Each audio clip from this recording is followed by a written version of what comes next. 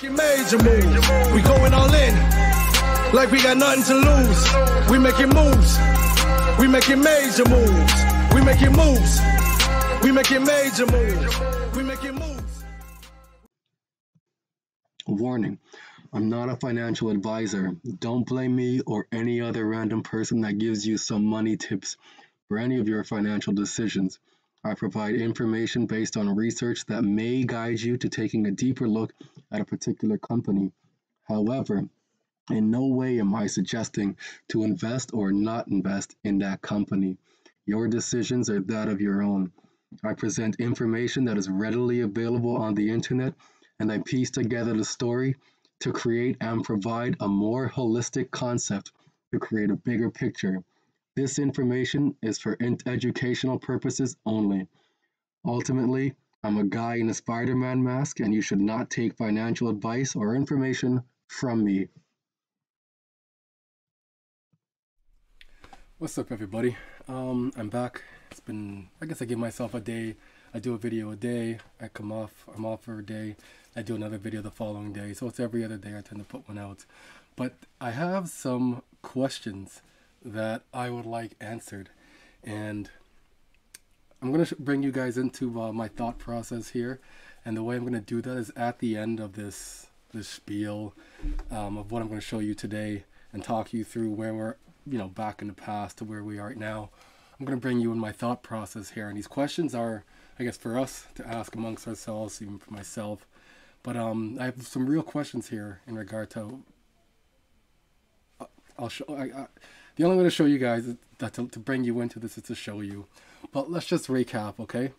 So in 2016, I want to say, Ontario had done a pilot of, a universal basic income to help out the Ontarian people. I know Canada had done it on a whole in terms of the government, and each individual province had done that. And that's a dry run as a pilot on a small scale.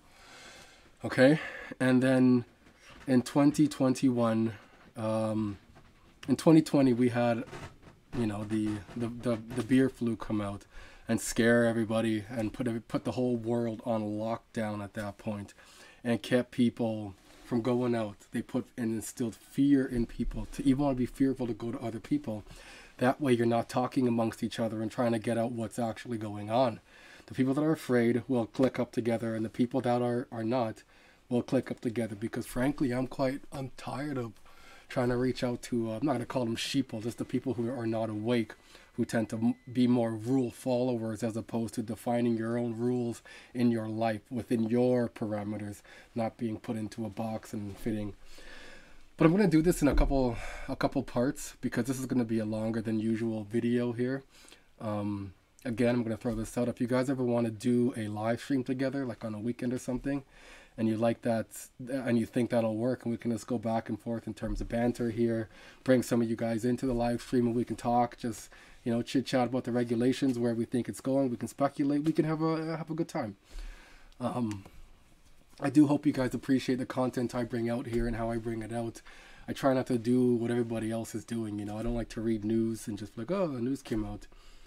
I like to actually read about the regulations, find out who's who in the player and in the game and how it's going on and what's going on. So that came out, and all of a sudden it came about these things here, and then that caused more fear, because you didn't take that to protect me. And it's like, well, Rich, you should be protecting yourself. If you're in an aircraft, what do they tell you? Should you experience turbulence, or the aircraft is in a downward pitch at that point, whether and the masks come out, the oxygen mask, you take care of yourself first so you can take care of another person. It's not, I'm going to put this on you, and I'm going to die in doing so. No, they tell you this. Take care of yourself first so you can take care of another person. In terms of self-care and taking care of yourself, you take care of yourself first, so then you can give somebody else the proper love, because you know how to give yourself love. Okay, so in 2021, Tascom, Stellar, the digital ministry in Europe. Who else was it? And Bit Inc. had come together to start doing and USDC to start doing a trial run at this point, a live scale trial run of digital currencies on the back of a global stable coin being Stellar. Stellar is able to move the value of the USDC, and should there be anything else tokenized that on that ledger within Ukraine right now. They're doing a live scale version of that. Like I was saying, in 2016 they had done it for Ontario. Canada was some I think before that. But they've done that, and now here's the dry run. So you know something huge has to come next for it to be globally happen now. If everybody's going to be on UBI at that point, they need those rails to flow through at that point. That's where the global stablecoin comes in. So, and speaking of global stablecoin, I'd read the the prudential treatment of crypto assets. We had gone through that in one of the other videos there. Where, oh, by the way, what do you think of my outfit here? I have the full suit on today. I got my new jean jacket here. I wanted to look authentic, you know, like how this looks. And I'm also thinking about going to London on April 24th. Ripple is meeting. It is a CBDC presentation there. Ripple is meeting with the BOE and a few other regulators as well. But what the hell was I just talking about? If one of you guys remember, put it down in the comment there. But I hope this is it. But yeah, they need to do a live scale version of this now to get everybody on UBI. And this isn't a 1 year UBI thing, right? Like, so when I believe when the real estate collapses at this point, which might happen within this year, because in July, that's when the FedWire goes live.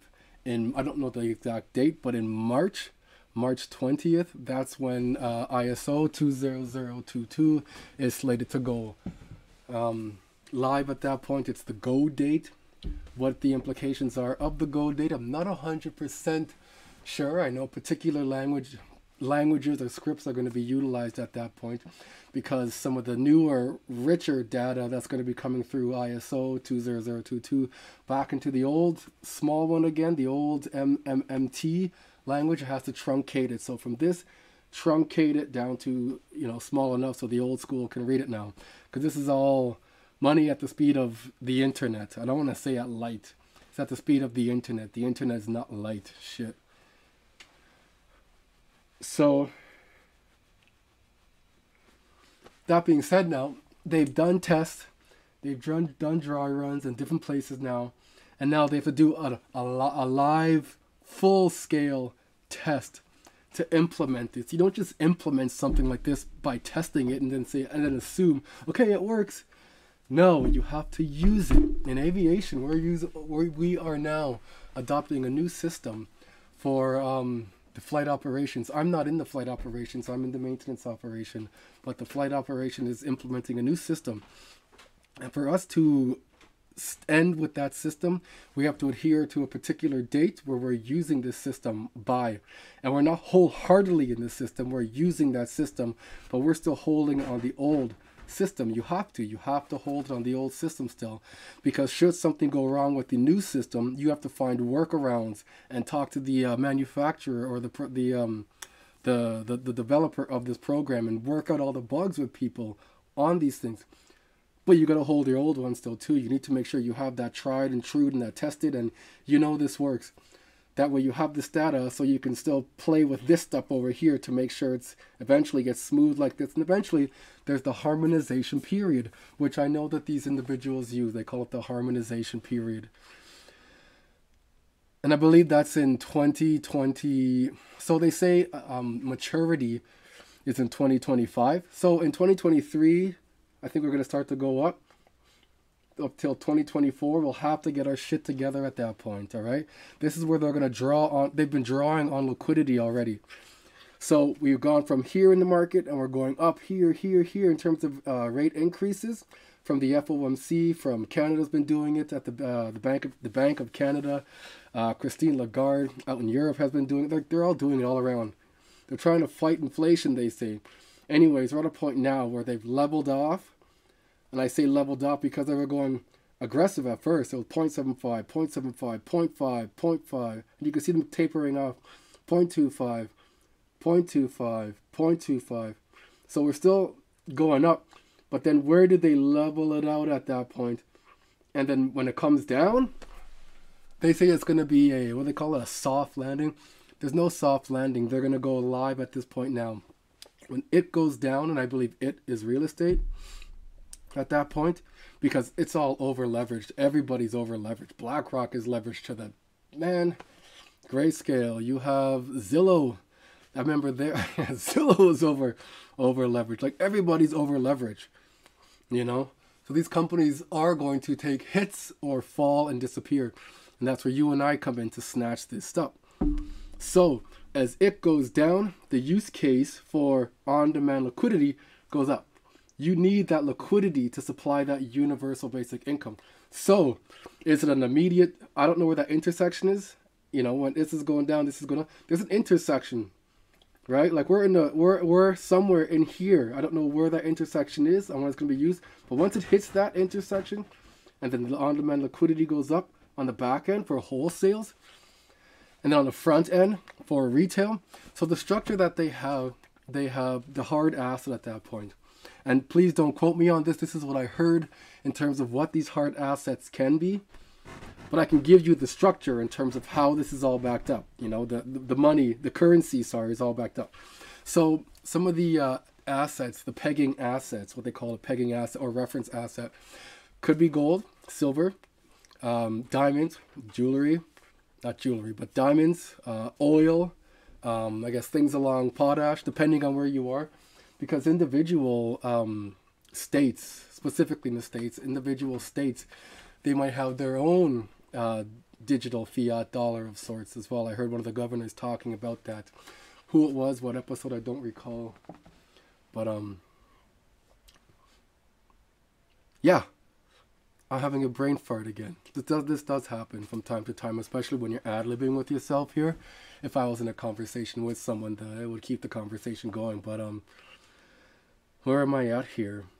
So I guess after the cuff, yeah. So at that point, when it meets, at that point, after the meeting and intersection, you're gonna have the on-demand liquidity for the wholesale go up first, because you need that money in the back end to funnel to the front end. There's no money that exists on the front end if you don't have back end money first, right? You need that wholesale money first. And that is going to be a use case for Ripple's on-demand liquidity. And you'll find Ripple or XRP being utilized in companies like, I want to say Red Hat. They're a consortium. They're out in China. Then you have R3. That also is set up for the banking structure itself. Then you have other consortiums, smaller consortium, not smaller, but retail consortiums like IBM. They have their plug-and-play blockchains like Hyperledger, Fabric. You have Bezu, and a few other ones. And there are little walled gardens they play amongst themselves within that. But for that money to even exist within their walled gardens, and IBM, you know, in retail space, they're in there. Like, they're in there like swimwear. For that to happen, you're going to have that back-end money going on at that point. So after that intersection, you're going to see a flood of money come in. It's not going to be the tsunami of money. It'll be a nice, you know, maybe a scale 2, 3 hurricane coming up first. Or what do they call it here? Earthquake at first.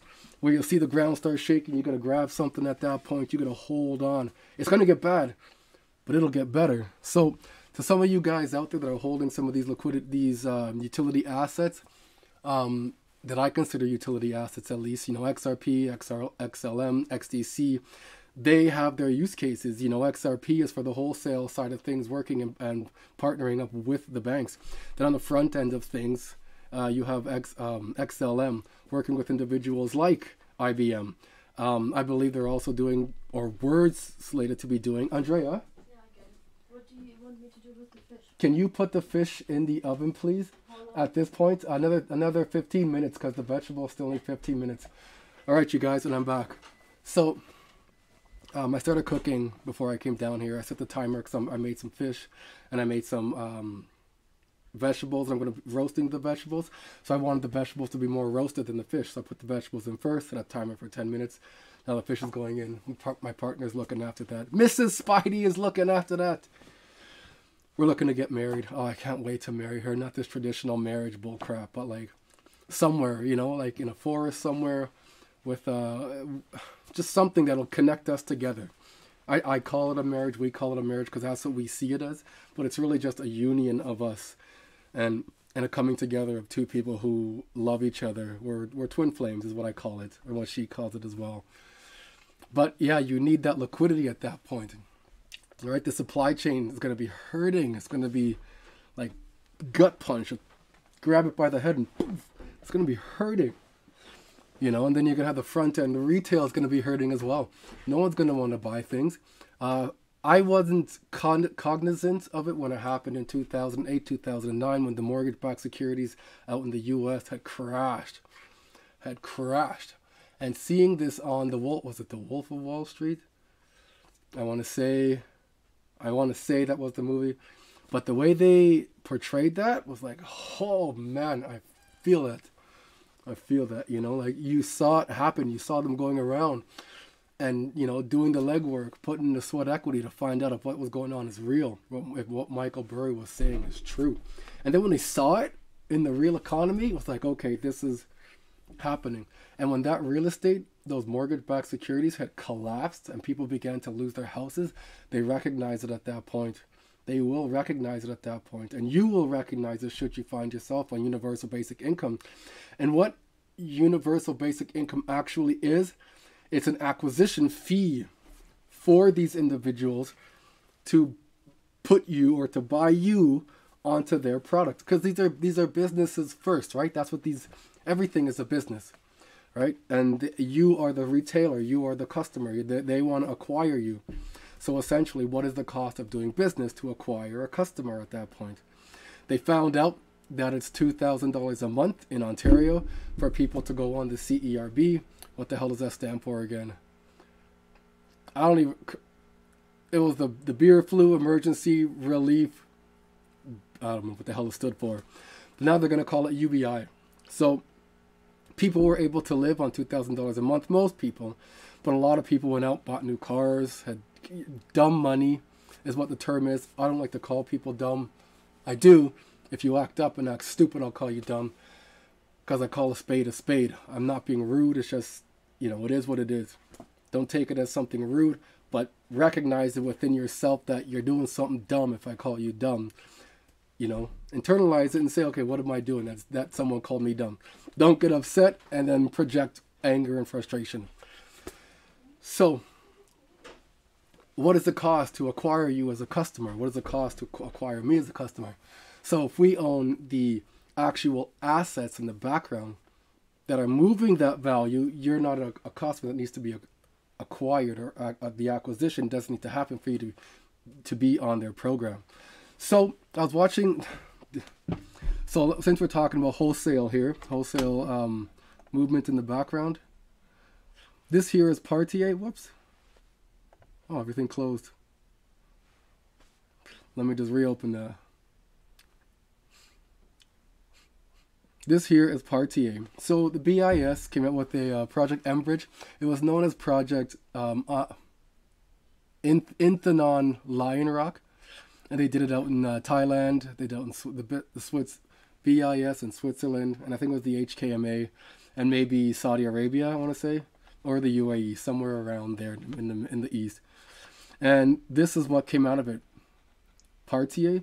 And Partier is a company formed by JP Morgan and DBS Bank. And these guys are situated out in, where was it? Singapore is where they're situated. So this is the company that they were using to test and facilitate Project M-Bank, or M-Bridge, sorry, which is the MCBDC, the Maltese CBDC, being able to move the sovereign digital, sovereign wholesale digital currency. There are different types of CBDCs and different types of stable coins. Okay, I guess let me get into that now. So for these CBDCs to have any value, you have the different asset itself, gold, silver, oil, whatever that commodity is, or a basket of commodities. Then you have the CBDC by the central bank. This is the model now, as I understand it. The CBDC by the central bank. So this is now the reserve currency itself. For this stable coin to have any value, it'll be pegged to that reserve currency now. Because this central bank digital currency is pegged to that. The central banks hold the reserve. not the neutral bridge asset that's agnostic, that can go into any country and convert to any currency, okay? An agnostic bridge would be XRP. And to move for those that multi-CBDC, the central bank's wholesale digital currency to transact and move value for all these payments across borders, there's a fee to do business, which is utilizing the XRP. So these guys are going to be moving money, like a lot of money, very, very, very quickly. So you're going to see the economy begin to scale up very, very quickly. So with that money moving quickly now, eventually, in that process of money moving on the back wholesale side of thing with the agnostic bridge of XRP and the different consortiums that people are connecting with consortiums because they want to utilize different, not necessarily to pay the bank fees with XRP, but you're going to want to use other things as well for different types of settlement, for smart contracts, for other mechanisms that I haven't determined what they're going to be yet because it's a consortium. There are multiple blockchains within this one company. All right, instead of just saying I want to go with XRP, done.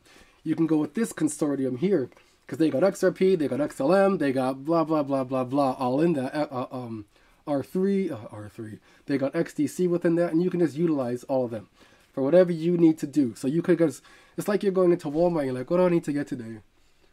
Oh, that consortium looks okay. I don't mind that one over there either. You know what? Let me just trial run these for a bit and see how they look. So that's what we've been going through. We've been going through POC, proof of concept. The Bank of England had done a proof of concept with Ripple. I want to say with XRP and MindBridge. And what they were doing is see how AI would work within their ecosystem, specifically on the Ripple net. Because banks pay in. They pay a fee to utilize the Ripple net, to utilize XRP. So AI MindBridge is out in Ottawa, Ontario. And what they're going to be doing now is all the accounting for the BOE. The proof of concept went through. I want to say, I can't say with surety. Actually, no, they said it. They come up with an article and said that they were going to be working with Ripple at that point. I recall being excited about that. So we have on the front end of things now, we have the agnostic bridge that can interop with each other at this point now. So you have XRP, XLM speaking with each other, XRP, XDC, XLM, XDC, Algorand, IoT, which is the brain of the operation to keep everything flowing and to learn. It's the learning algorithm. So I'm sure those AIs might be feeding into IoT for different types of algorithms to capture things on a whole, is my understanding on that. I could be incorrect with that. I look more into the bank, I guess the money of things, essentially. And on the front end, you have XLM at that point now. XLM is in, again, they had done a trial run, a small scale, I guess. When you're looking globally, small scale run in Ukraine with XLM facilitating the money movement, and you have USDC on that. You're going to start to see that roll out. I know Canada has their currency already set, the VCAD. That is set on XLM. They have one. And Algorand. You know, maybe I can pull this up. I don't want to lose my sights here. Okay, but whatever. Okay, look. What's going on? It's not working, huh? VCAD. VCAD Stellar. Let's just do this live, okay? I think I remember going through this with you guys once. Anyways, the Stablecorp and VersaBank issue Canadian stablecoin VCAD on Stellar. So Stellar has one, and you also have Algo and VCAD. So Algo has one as well. So VersaBank launches VersaBank to launch VCAD, world's first bank-issued deposit-based digital currency, which they call DDR, a digital dollar receipt. And this one here is going to be launched on, do they have it here? It's supposed to say Algorand. They had done a trial run on Ethereum, and Ethereum didn't work out for them for obvious reasons. I know a few people have done that on Ethereum, and that didn't work out. Yeah, there was the QCAD, Am I stumbling onto something here? This is going to be a longer than normal video, just so you guys are aware. This is the VCAD here. It's on Algorand, unless I stumbled onto something there. But anyways, so there it is. DBS and JP Morgan back in 2021 with Temasek Holding, whoever the hell that is. And they've also done Project Dunbar here as well, which also has to do with the MCBDC. So that's them doing their testing in the background to see how this works. And eventually they're going to have to do the live scale thing, right? Like I was saying, to do a live scale thing, to do a small scale thing like Ukraine, you don't need a whole bunch of on-demand liquidity, right? You can move slower. It's a smaller scale. So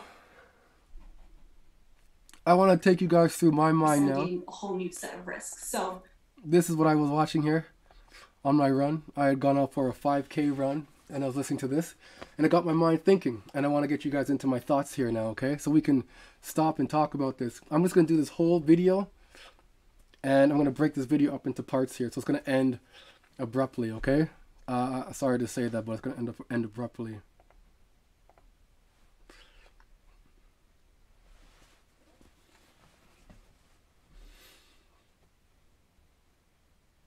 Should we play? Good afternoon. There we go. I'm David Wessel, Director of the Hutchins Center on Fiscal and Monetary Policy here at Brookings. I want to welcome... So listen to who these people are. They will tell you who they are, and they'll tell you exactly what the plan is and what's going on. And sometimes they're... I'm not going to say lying. They're not lying. They're telling you the truth. But one's playing the bad guy, one's playing the good guy, and you can hear it within their questions. You just have to hear it within how they... within their... not their tone and inflection, but listen to what they ask, though. Welcome you all to our conversation today about crypto, digital assets, and the future of the payment system. Now, I found that conversations about crypto can be overwhelmingly sprawling, from intricacies of the blockchain and what the heck are NFTs anyways, to this debate about whether crypto is a commodity or is it a security, to concerns about illicit finance, to some really big questions about trust in government, economic power, and financial inclusion. So today we're going to focus on a piece of this, the role that crypto and other digital assets are playing and could play in the payment system, and how best to get the benefits of innovation while protecting consumers, investors, and the stability of the financial system. Now, a payment system is a set of rules and processes for transferring money, checks, ACH transfers, credit cards, Venmo, PayPal, Apple Pay, the retail level, all of which go through the banking system and are overseen in one way or another by the federal regulators. The system works, but it can be slow, it can be inefficient, can be costly, particularly for cross-border payments, and it doesn't reach every American. So the question really is whether recent innovations, instant payment systems, stable coins, digital currencies, someday even a central bank digital currency issued by the Fed, can solve these problems or create new ones. So that's kind of what's on the table today. We're going to start with a presentation by Nellie Lang, who's Undersecretary of the Treasury for Domestic Finance and former member of the Hutchins Center team. Nellie, who previously was the Director of the Division of Financial Stability at the Fed, is going to talk about the series of reports that the administration, particularly the Treasury, has done in response to an executive order for the president just on these topics. And after her presentation, she's going to join a panel, which I'll introduce when she's done. If you have questions, you can send them to us on Twitter at #digitalpayments or on the website Slido, sli.do. Again, #digitalpayments, and we'll monitor both of those and ask the questions as best we can in the hour we have. So with that, Nellie, welcome back to Brookings, and the floor is yours. thank you, David. Thanks for the introduction, and thanks for inviting me to speak today on this topic. It has been a journey of many agencies, many regulators, industry participants, academics, to focus on this issue, and we really appreciate the opportunity to talk about this today. So this is work including recent reports by Treasury that Making major moves. We going all in. Like we got nothing to lose. We making moves. We making major moves. We making moves.